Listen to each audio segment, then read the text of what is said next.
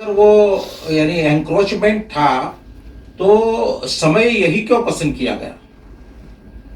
यानी ये जो बुलडोजर करने का समय जो है, ये इसके साथ इसका क्या संबंध है? तावड़ू में हुआ ये ज्यादातर जो बुलडोज किए गए हैं, और वो इसका संबंध ये नूह से क्या क्यों जोड़ा गया? असल में ये सारी चीजें जो है वो प्रशासन दूसरी तरह से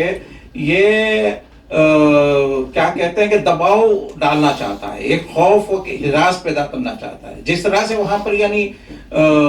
डिटेन किए जा रहे हैं लोगों को, जिस तरह से लोग डर डर के अपने घरों से भागकर कहीं और आश्रय ले रहे हैं, तो ये सारी चीजें जो सरकार कर रही है, जो प्रशासन कर रहा है, इससे ऐसा लगता नहीं है कि कोई शांति प्रक्रिया की तरफ आगे बढ़ा है, लेकिन ये तो एक दबाव, एक खौफ का माहौल पैदा किया। देखिए, ये रिपोर्ट जो मीडिया और मीडिया पर्सन्स का जो सर्वे हुआ है उस पर एक रिपोर्ट है और ये ज़मीनी हकीकत को हमारे सामने पेश करती है। लेकिन आपने जो सवाल किया है उससे ये बात भी निकल कर आ रही है और हम महसूस भी कर रहे हैं